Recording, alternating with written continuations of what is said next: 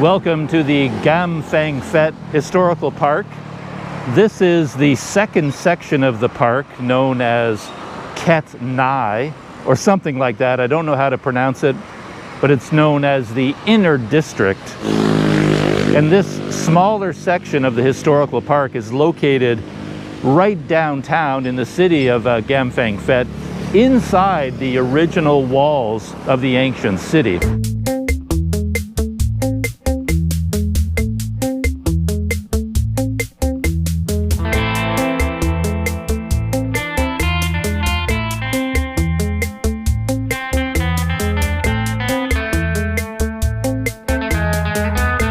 The formalities are out of the way. As you can see, I'm inside the park. If it was a bit smoother over there, it could be a golf course. Look at that. And this section of the historical park, as I said, is inside the ancient city walls, but they've sectioned off this part and made it a historical park with the hedges that you see. It cost 100 baht to enter this part of the historical district. I visited the forest district outside the city already. That is called Khet Nai, or forest district. An entrance there also cost 100 baht. But you could, if you wanted to visit two of them in one day, you could pay 150 baht, and that would get you a ticket that would gain you entrance to both on the same day. But I don't think you can split that up between two separate days. The Khet Nai, or the forest district, is much larger than this part of the historical park.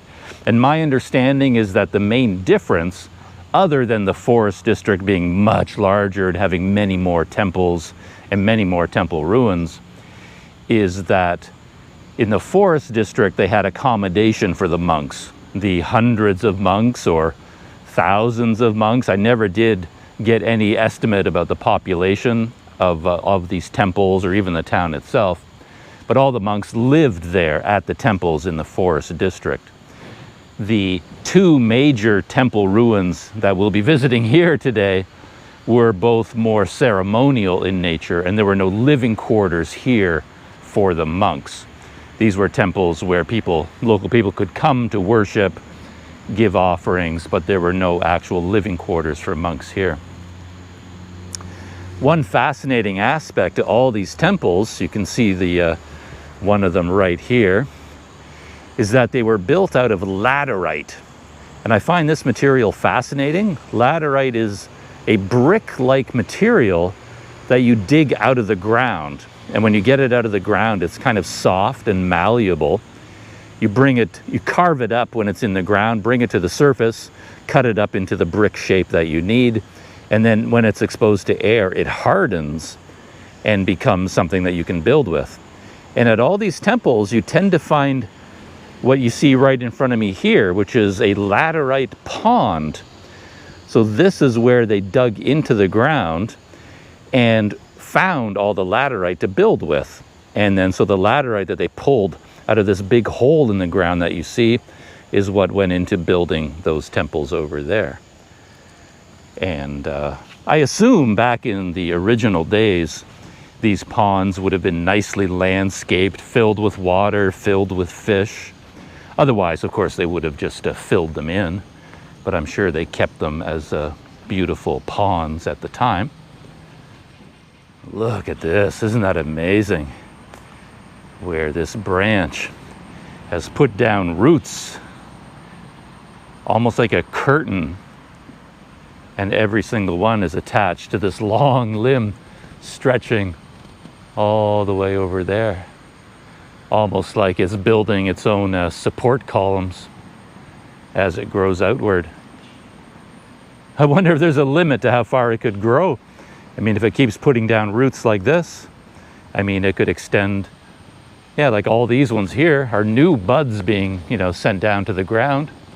And when they reach the ground, they will, oh, here's one right here. Going all the way down. And here, yeah, you can see they're digging into the ground, putting down roots. And then eventually a very thick column will grow up here, support this branch ahead of me, and then it could continue growing indefinitely in that direction. It could walk right across the whole country. Very cool. Look at that, how many are growing all along here. None of these have reached the ground yet, or maybe they get cut by the landscaping crews when they go by with their lawnmowers and things. Look at that. That is cool.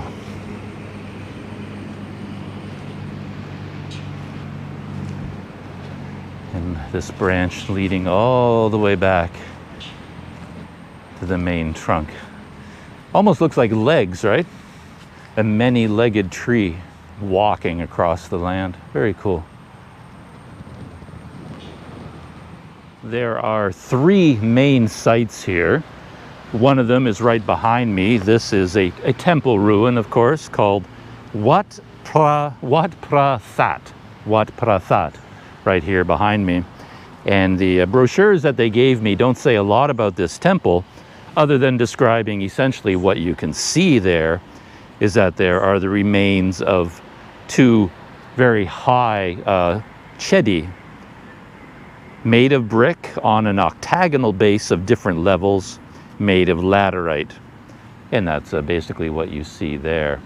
And there is another very large temple complex a little bit further away called Wat Phra Kaeo. Wat Phra Kaeo. Again, I'm not sure how to say it.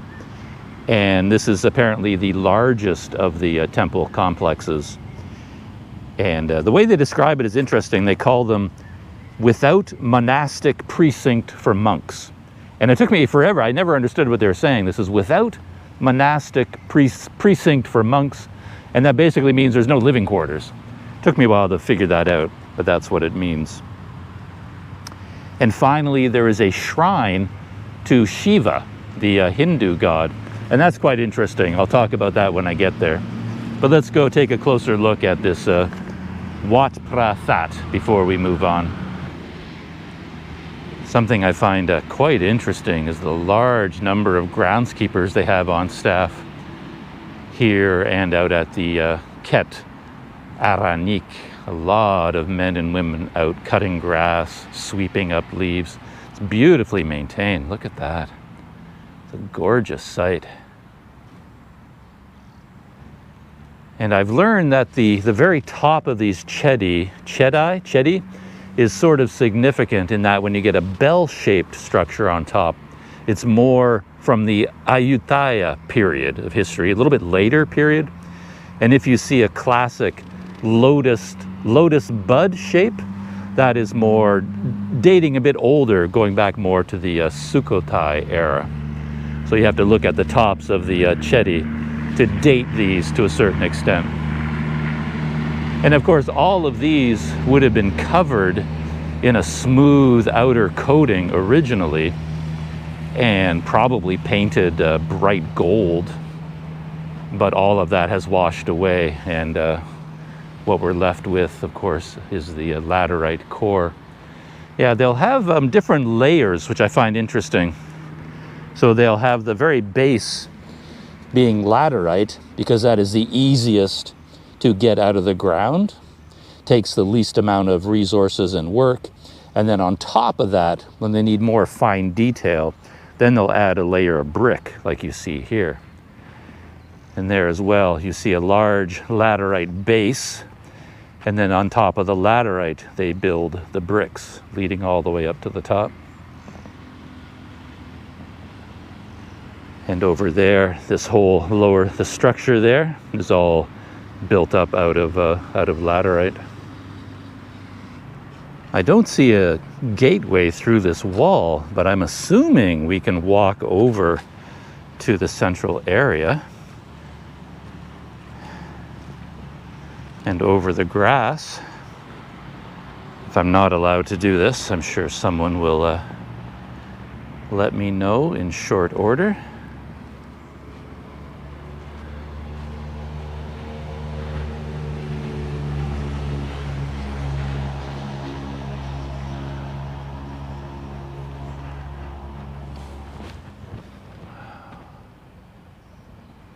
That is an impressive structure.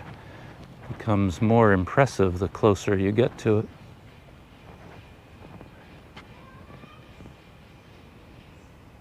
And here you can see quite a large piece of laterite used to make that column, as well as all of the columns here.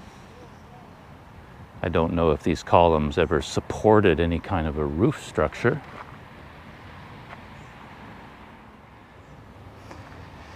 You can see the many layers of laterite brick and slabs. And I believe this area at the front of these chedi, in front of the stupa, is called a vihara. And there would have been a statue of the Buddha here on this platform. But this one has disappeared, either taken by history or taken by someone.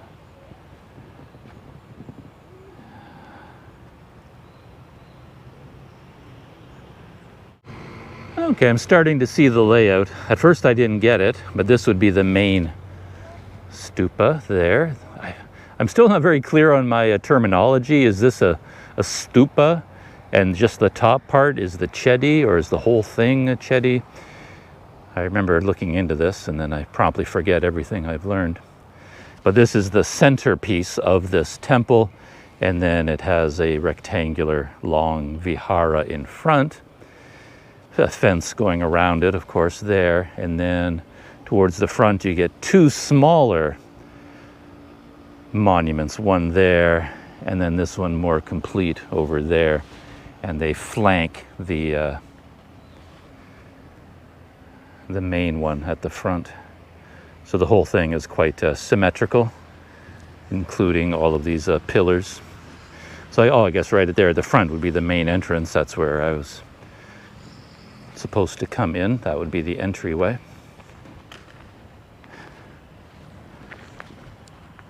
And if I turn around, yeah, everything should look quite symmetrical from this point. I'm a big fan of symmetry, though I noticed that there is a round platform over there. I don't know what used to stand there, but there doesn't appear to be a matching structure on this side. So the symmetry is breaking down. It's 10 o'clock in the morning right now, and the sun is out full force, making me think I should have been here as early as possible. I think it opens at 8, maybe 8 or 9. But I was enjoying my breakfast at the Fig Boutique Hotel too much, so I was relaxing there, actually going over all of my maps and reading about all of these temples that I was going to visit. And now I'm here as the hottest part of the day is getting underway. But I can handle it. I'm sure some restoration work was done on all these sites, of course, but I have no idea how much. I would literally just be guessing. The stupa itself, I don't know how much restoration work you could really safely do up there. And the chedi at the very top, to me, it looks very precarious. It looks like it could come down at any minute. I wonder how confident the park managers are that that is stable. And I guess there is the question of, if you do restoration work, how far do you want to take it? Because you want to keep it as original as possible. But you wouldn't want it to fall over either, would you? So yeah, I guess it's a question for the experts and the academics. And a section like this, much more solid. I don't know how much restoration work would have to be done here. I imagine these walls stood the test of time fairly well. But I don't know. You know, you do see sections like this where there's a large pile of laterite column chunks on the ground, which used to go somewhere. And all of this brickwork looks fairly modern to me. It looks like it's been built, reinserted over time, I guess.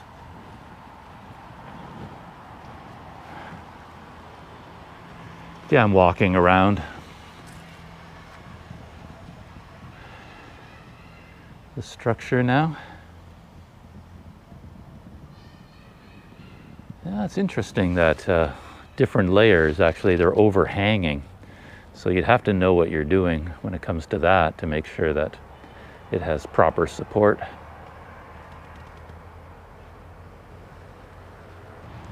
I did a bit of basic Googling, and unless you dive into the really fine points, I guess basically a stupa and a chedi are largely the same thing. Though I have seen definitions where a stupa was more of a rounded dome-like structure, and chedi seemed to be used more when it was a structure like this, a little bit more pointed and bell-shaped. So I'm going to say chedi from now on, and I think that will be sufficient. So we are looking at some chedi today.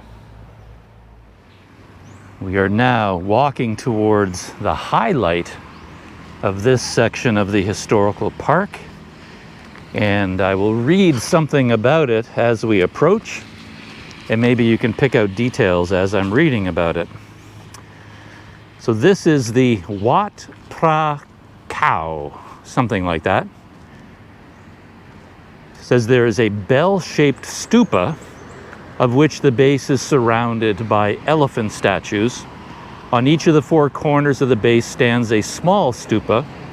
There are 5 stupas in total, which you cannot find elsewhere on the same base. A highlight at Wat Phra Kaeo, Wat Phra Kaeo, is 3 Buddha statues, a principal reclining Buddha statue, and 2 apostles of the subduing the Mara sitting at the left and the right. And this is also, I believe, much larger than most of the other structures that you might see in either historical park. So this would be the centerpiece of historical Kamphaeng Phet. So this, I guess, is the vihara at the front. And the vihara, yeah, it still has its Buddha statue up there. Strikes me as quite a massive structure with these blocks of laterite forming this large base. So let's walk up onto the vihara first. Look at the size of these steps going up. Big blocks of laterite.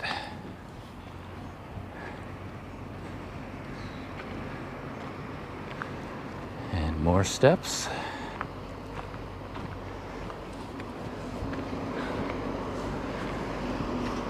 And that brings us to the center of the vihara.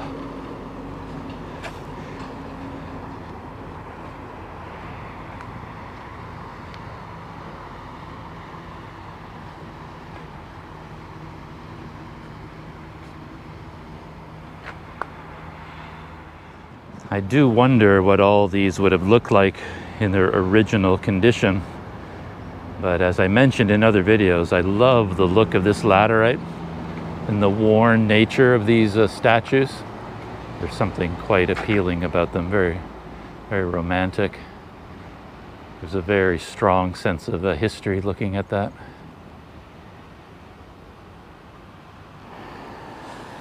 Again, it's all about the symmetry. I'm standing right at the stairs, the steps leading up to this big platform on the vihara.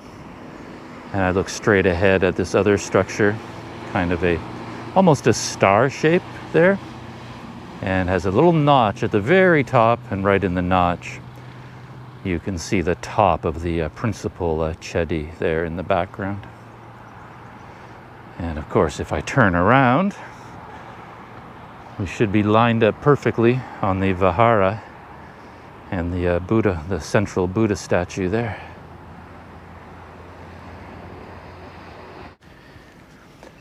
And I was reading somewhere that a key to understanding a lot of these places is the simple idea of the ceremonial nature, in that part of the worship that happens at one of these temples is walking around the monuments, around the Buddha statues in a clockwise direction. So you always have an opening to the left and right where you can walk around it fully. You can go around it in a complete circle. And of course, I've read often that you're supposed to do this in a clockwise direction. And I've been told that multiple times in my life. So I have to believe it to be true. Okay, and on this side, more steps going down that then lead into that structure. Very interesting. But I was just thinking about that because this structure has stairs leading up to the first level.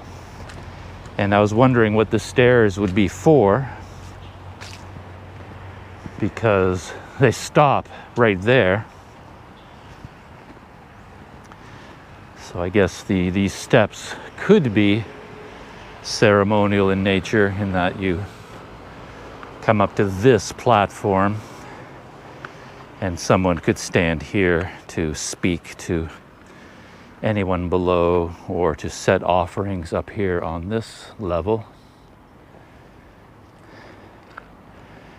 From here you get quite an interesting view. But it also occurred to me that once you're up here, there's a flat surface and you are able to circumnavigate, I believe, the whole thing on this level, or maybe not. Well, you could if you wanted to risk that narrow ledge, but I'm getting the feeling you're not supposed to, so I won't.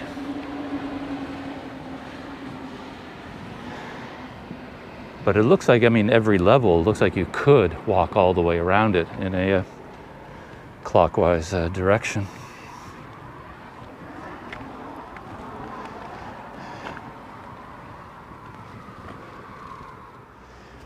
I have another brochure that I can read from as I walk towards this next structure. And it says about this temple, Wat Phra Kaeo, situated in the heart of the town, like Wat Phra of Sukhothai and Wat Phra Phet of Ayutthaya. This largest temple was designed without monastic precinct for monks, so no living quarters. Its buildings stand in line from the east to the west, parallel to the town wall in the south. At the front of the temple, there is an elevated base on which the Laterite structure core of the principal Buddha image still remains. And that's what we looked at already. Got to watch these steps. The last one was a doozy, as they say. The next buildings are a bell-shaped chedi of large size with Singha sculptures surrounding its base, a vihara enshrining 3 stuccoed Buddha images, and a bell-shaped chedi decorated with elephant figures in stuccoed relief round its base, respectively. According to legendary documents, the Emerald Buddha image and Praputa Sihing Buddha image were once enshrined in Kamphaeng Phet, presumably at this temple. So that is as much as I know. And what I was most interested in seeing, I'm just starting to get a glimpse of towards the back there, the 3 Buddha images. One reclining and then one on each side and behind. But look at this. That is very cool. Amazing that that top portion is still standing. And yeah, there would have been elephants in every one of these alcoves. This would have been an elephant here. Look at that, it has one piece of laterite sticking out. And I guess that would have been left in place to be support for the elephant structure. And here's a small section of one that still remains. Not very much of it there. A bit of the body and some of the legs. And all these other ones are gone.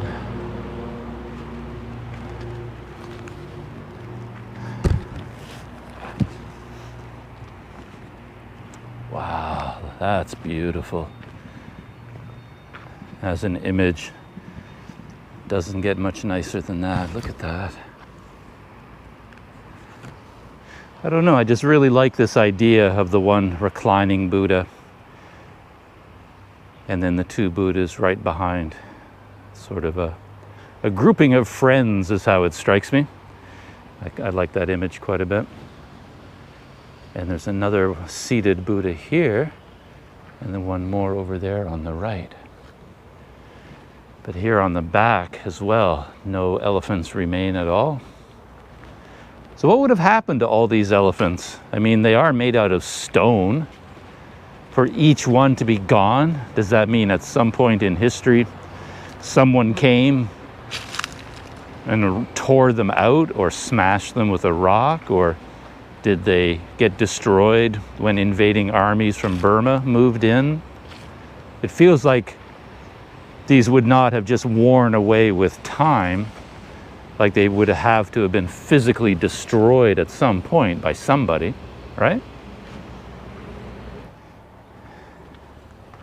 A little bit of an elephant left there. And then the last elephant remains right here, just basically two legs. And then there's all those alcoves up there, and I imagine each alcove contained a Buddha image at some point. I'm standing back at the front again. Something I noticed, I don't think I've seen this anywhere else in all of Kamphaeng Phet, is that these pillars are rounded. And that kind of gives you an idea that this was the most important of all the temples, because it would have taken a lot more work to shape all of these bricks into a rounded form, as opposed to just, you know, like a column like this, just taking bricks, rectangular bricks, and stacking them up. It would have taken a lot longer and a lot more effort to make all these rounded pillars.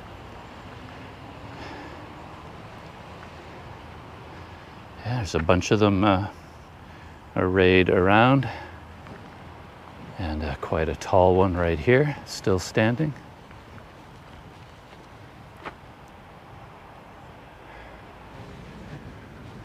Worked my way around to the back again, where the reclining Buddha is back there.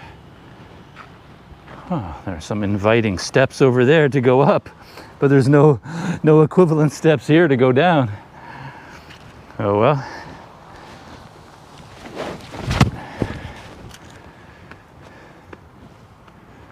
Wow, look at that.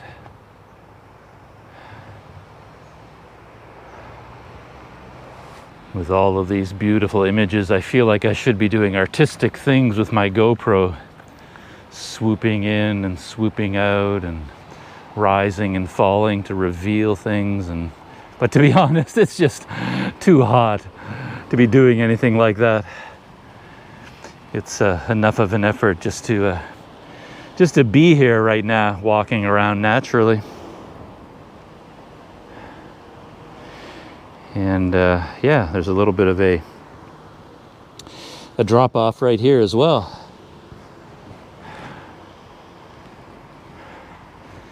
But since we started our clockwise circle, we might as well complete it.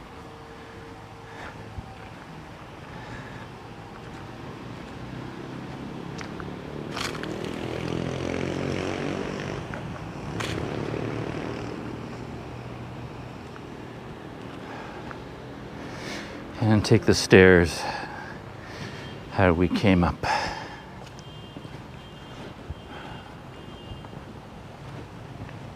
Oh, I was going to say we are coming to the end of our experience of the inner district of the historical park, but that's not true. There's still the Shiva shrine, and that actually has the most interesting story of all, which I'll read when I get there.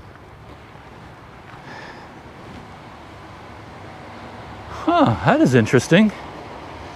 Considering the artwork on display, why would there be a column right there in front of that Buddha's face? Seems like an odd placement for these columns to be blocking the view. But I guess when you come right here, It's no longer being blocked. This is a beautiful sight, it really is.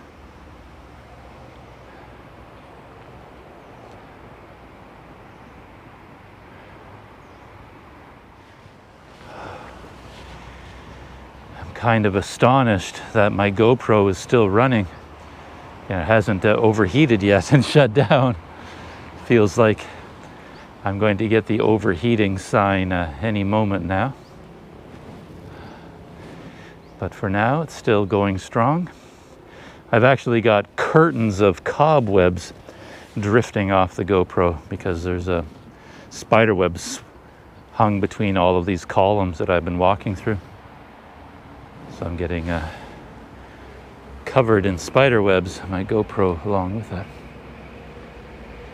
Wow, that is a beautiful view.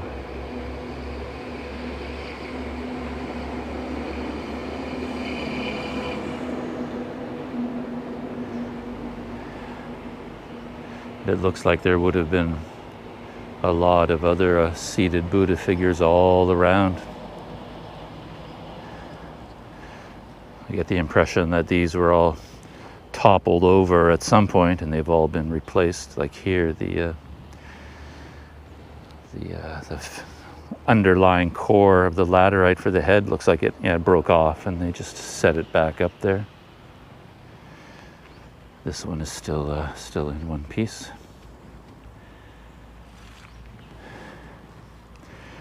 And it makes me wonder about all the damage. That's funny. Just as I was wondering when the GoPro would overheat and shut down, about 30 seconds later, I got the beep, the warning, and it shut down. I've been shooting in 1080p all morning for two reasons. Just to save memory card space. 4K video files are just killing me as far as memory book cards are concerned. And the GoPro was overheating so fast. So I switched to 1080p for today. But now I'm on the Pocket 2, also shooting at 1080p.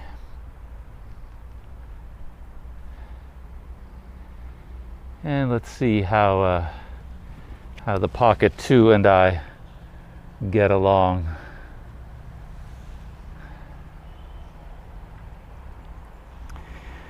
I was just wondering aloud again about all the damage that has been done to all of these statues, and it seems far more extensive than would have occurred just from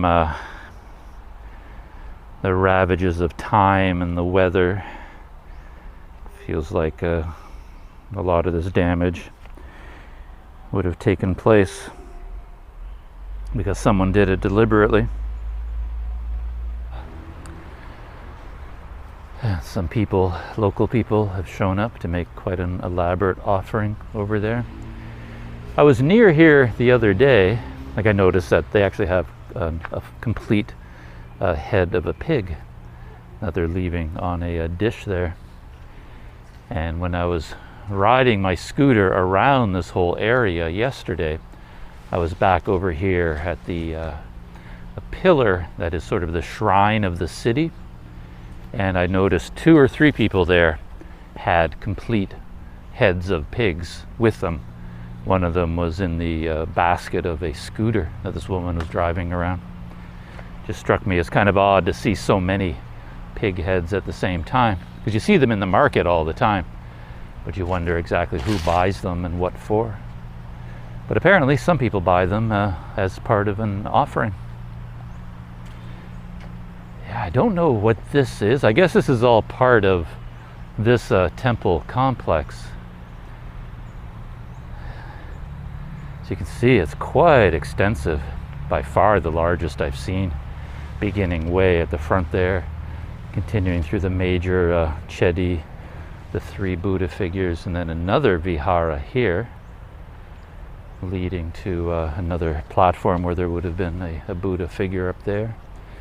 And then behind it, yet another large, the remains of a chedi there.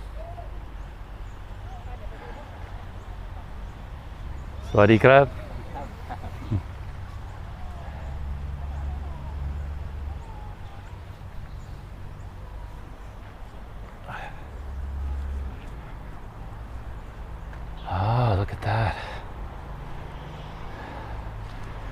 Quite large feet here, so there would have been a standing Buddha statue here as well.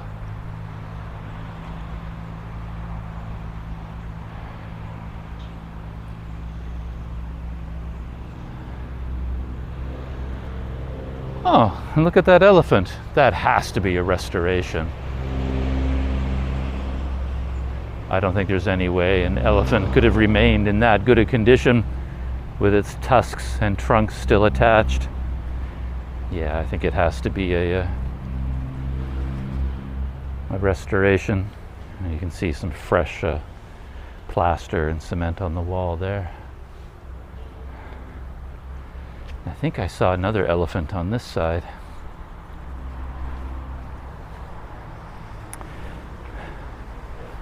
I wonder if this is yeah, this looks to be original. This is what the time and the ravages of history have done. Wow, it just goes on and on. I haven't even reached the back of this section of the park yet. Yeah, there it goes all the way to the back. That's the hedge over there and the fence. And I think right here in front of the reclining Buddha and his two supporting Buddhas in the background is a good place to end my visit to the Khet Nai, or the inner district of the historical park of Kamphaeng Phet. Yeah, enjoyed this quite a bit. Again, it's a bit of a theme for me that everything in Kamphaeng Phet I'm enjoying more than I thought I would. Yeah, a hot day, but enjoyed my walk around here. Very interesting place to visit.